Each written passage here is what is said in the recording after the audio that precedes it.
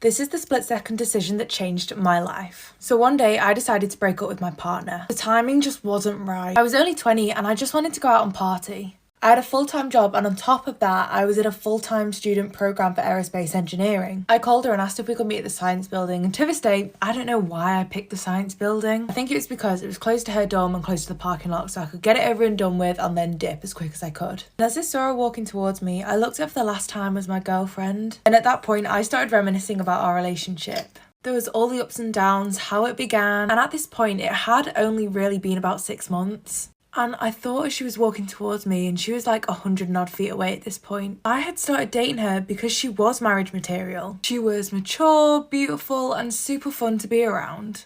And anyone would be so lucky to have her. It would have been so hard to find someone like her. And not only were our sense of humour super similar, we also really complemented each other as well. I would hate to see her cry, and it would have been so hard to find someone like her again. Actually, do you know what? It wouldn't have been hard at all. It would have been absolutely impossible. So I was thinking, yes, it's going to be hard to find someone, but at least I'm going to get these next 3 to 4 years to myself. And after that, I'll just have to find someone as perfect as her to spend the next 40 years with. But then it hit me that I'd be trading like 40 years of pure joy for 3 to 4 years of just immature fun. And that was when I realised I was about to make one of the biggest mistakes of my life. And it was only when she got about 30 feet away from me that I decided to change my mind. So fast forward, we are now 28. This woman is now my wife of 3.5 years and is currently carrying our first son. And now I just couldn't be happier. This is the story time of how I got love bombed again. I was talking with one of my best friends the other day, and she was like, how do you just like constantly get love bombed? And it really had me thinking, how the fuck do I constantly get love bombed? Because it literally happens all the time, and I'm like so unaware. But now when I'm out of the situation, I can like look back and be like, oh, that's why I got love bombed. I've said it a million times. I think I'm the most amazing thing that's ever walked this earth. And a part of that confidence / delusion is when I go on dates and they're like, you literally are the most amazing person ever. I'm like, fuck yeah, I am. Instead of taking a step back and being like, wait, this is a sign of love bombing. I'm not an expert or like a therapist, but these are just some signs that I've realized each time I've been love bombed and like how it kind of happens. All of the things I'm gonna name happen within 3 weeks. Like the relationship starts and ended within 3 weeks. You'll have your first date, and then after your first date, he'll be like blowing up your phone to see you again. Like that's what happened with me. He was like, let's like see each other again.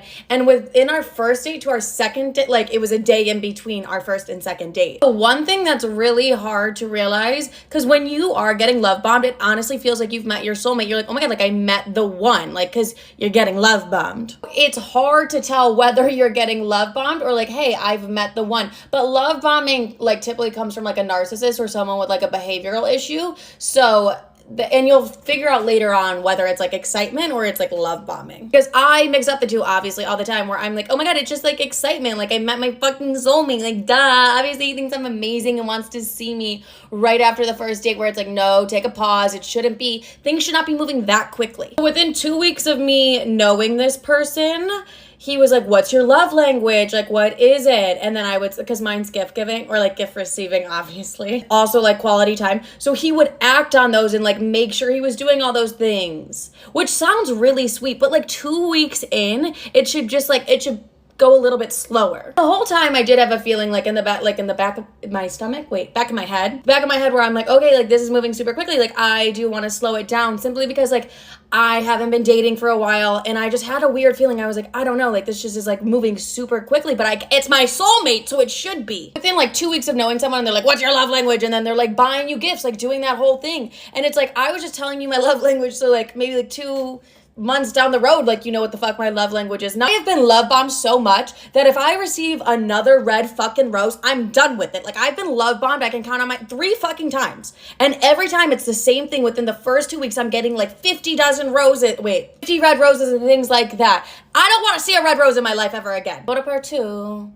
But like, yeah, excessive gift giving is a sign of love bombing. Also, moving the relationship wildly quick. Within 2 weeks, it's like, he was like, I'm looking for a relationship. And like, are you seeing other people? And I was like, no. And yeah, I guess like I'm also looking for a relationship, like, which I am. But when I say I'm looking for a relationship, that means I'm going to have to build with you. It's going to take me like 2, 3, 5 months maybe to even like, which is like a normal amount of fucking time to grow and understand somebody to get in a relationship with them. But when you're getting love bombed, they want it to move super quickly because normally it's just like a manipulation tactic. Like super quickly, he's like, well, I'm looking for that. I'm like, I agree. Like, I'm also looking for a relationship, not fucking tomorrow, but like, I would like to work towards that with you as well. But that's going to take like a while. But to have that conversation within like 2 weeks is insane.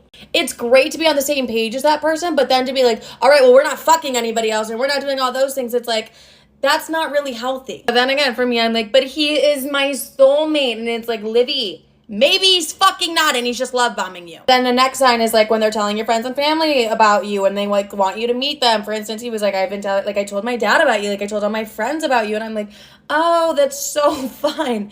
Like, cool. And we're like a week and a half in. I'm like, oh my God. And I'm like, what'd you say? And he's like, that I really like you and that I'm nervous. And I'm like, oh my God, okay, valid. I would be nervous too. Just a sign of like rushing things super quickly is a big sign of love bombing. Also, telling you what you can and can't do when you're not fucking committed to that person. Like, hey, like I don't like, there's a difference between respect and boundaries and like being love bombed. So keep that in mind. Also then being like, you're so amazing. I've never met anyone like you. Like feeding everything that you want to hear. Like a million signs of love bombing and like Google it. But the one thing I really want to talk about is like the aftermath of love bombing because it's really fucking hard to deal with. After getting love bombed, you're like, wait, this person, I swear to God, like was my soulmate. Like they're basically convincing you of all of these things. So when they get up and they go, because you're either not doing what they want or because they like want to go to someone who's a little bit more, it's like a manipulation tactic, someone else that they can fucking manipulate. It has you sitting there like, wait, what the fuck did I do wrong? Like what was that? But you said your family this, all the gifts, all this, like what the fuck was that? And it makes it so much harder to get over that person because you're like, I'm so confused. Like we were just on such good terms, like what the fuck was, and then just like flips like a dime. That's fucked up. And you're probably sitting there like, I would never do that to him. I would never do that to him. Yeah, because you're not a narcissist and you're not going to love bomb people. But I think it's important to realize that like, it's not you. You're not the problem. You were just sold a dream and then it was just taken the fuck away from you and you were just love bombed. So it's not your fault whatsoever. Like you did nothing wrong. You just like fucked with a narcissist. Or someone who just has like issues. But they call love bombing because it honestly feels like a bomb. And that'll probably be like what it feels like a little bit, where it was like you just got bombed with all these amazing things and then either it ends or it leads to like a very narcissistic relationship. Like that person's like a narcissist and it's just a very unhealthy relationship. But when you're looking for a relationship or building for a relationship, I've realized that like quickness isn't always a sign of like you met your soulmate. Because I'm definitely the bitch that's like, that is my man. It's like, where's my ring, babe? And it's like, take a step back, bitch. Healthy relationships take time. Like 2 weeks, relax. Also, they will make you feel like you're the problem 99% of the time, and they will absolutely never take accountability, so don't count on it. That's just a little bit of my experience with love bombing. I'm sure I didn't like explain it 100% correctly. Those are just some things that I've like realized and noticed like when I've been love bombed. I don't have my PhD, so not a doctor, but those are just some things I've learned. Personal experience. Am I the arsehole for telling my brother that girls avoid him because he's creepy and not just misunderstood like my mum insists? So my younger brother, who's 18, has just started to show serious interest in relationships. He's a really sweet guy, but he often just says things that come across like really weird. I guess it's not so bad day to day, but it really does make his dating life a lot more difficult. For example, this one time we're at a beach club and he was chatting to a girl, and she really did seem interested and engaged in the conversation. And just a little FYI, this girl was quite short and very petite.